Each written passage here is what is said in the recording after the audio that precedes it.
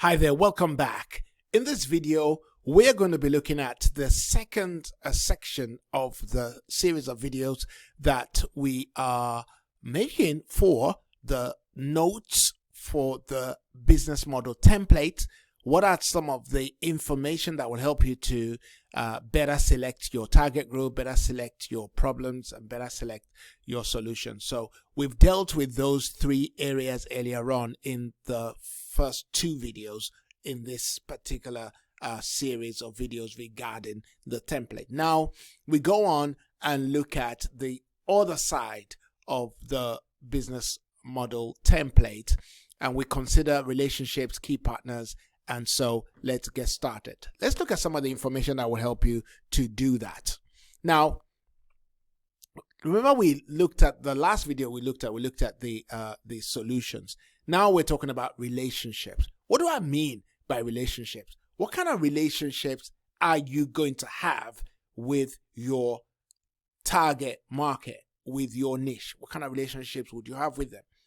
Let me give you a very clear example that can help you. And it is this. The example that I can give you is one that we have, is a relationship that we have with Amazon. We have an automated relationship with Amazon. You don't speak to Jeff Bezos. You probably never speak to anyone unless you have a problem. You just go online, you buy what you want to purchase, and they deliver it to your door. And even when it's not delivered, your complaint is still generally automated. But you can speak to someone. I mean, I've spoken to people in Amazon so many times. But the general course of relationship is an automated relationship. Now, when you're doing supported housing, there's no chance of having well, I'm not going to say there's no chance really, but it's unlikely that you're going to have an automated relationship. You're probably going to have a one-to-one personal relationship. And that's important because the kind of relationship you have would determine on how much effort and how much time it would take you to not only develop, and grow that relationship.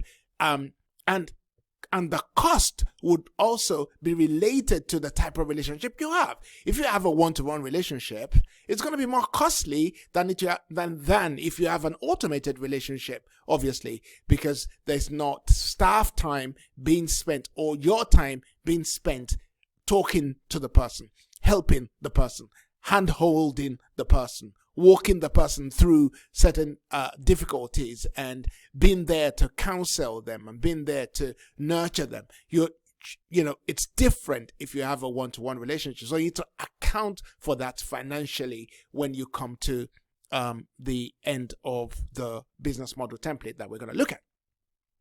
The second point on that slide, it says bookings through an existing organization or business, or bookings through an existing business organization. How do you get your clients? Do the relationships come by referrals, or do they come by you actually going out to establish those relationships? It's cheaper to establish relationships through referrals. So are the bookings going to be coming through there?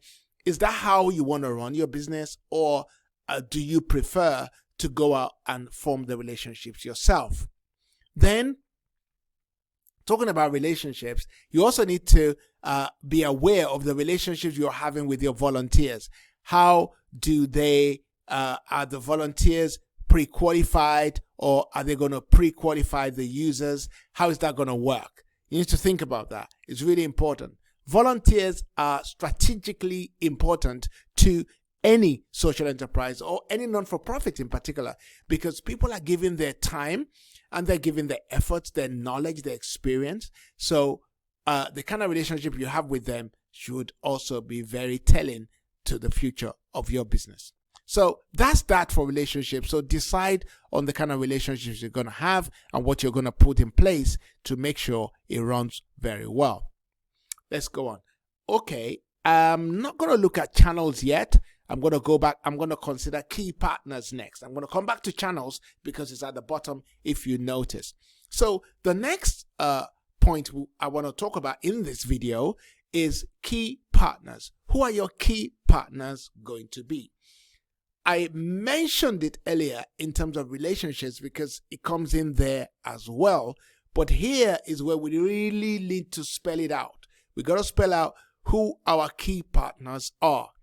In other words, how exactly are you, what are some of the relationships you need to have with outside organizations that would impact your organizations?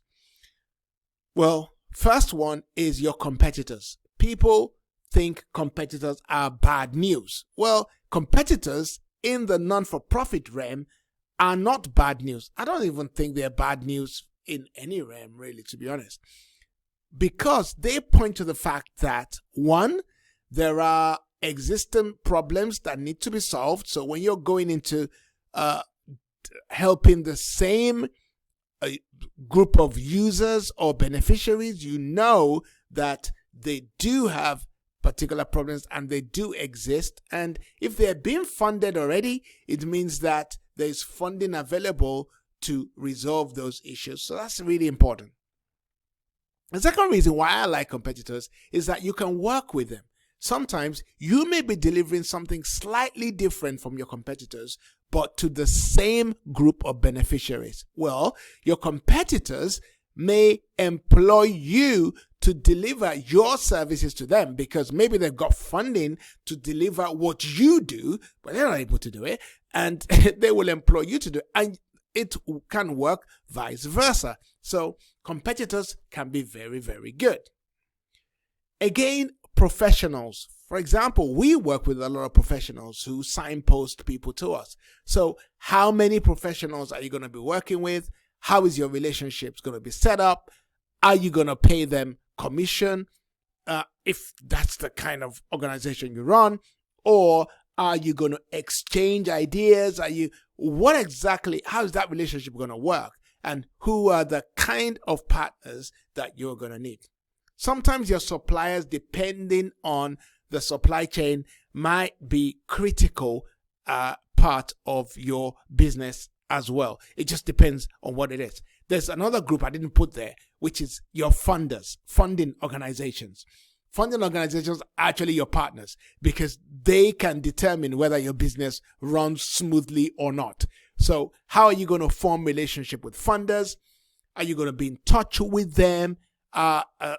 Again, you might look at other intermediaries. For example, in the UK, we have organizations like Social Enterprise UK. We have some charitable organizations that offer courses. We have people like us, of course, School of Social Sustainability. You have School of Social Entrepreneurship. You have Unlimited. You have all these other organizations, intermediary organizations that you may want to be associated with. You may want to register with, be associated with, and partner with as the opportunities come up. So you need to make a list of what those are and put that in your template. Okay, I'm going to stop on those 2 points. When we come back, we're going to consider key resources, key activities, and outputs. Then I'm going to go back and deal with key channels and look at the channels. Okay. All right. I'll see you in the next video as we go across. Remember, we are giving notes for this particular template, So I've talked about relationship, key partners. Then I'm going to look at key activities. When I finish that, then I'll come back to channels and key resources, and then finally output. You would see why this way of giving you the notes makes sense at the end. Okay, see you soon.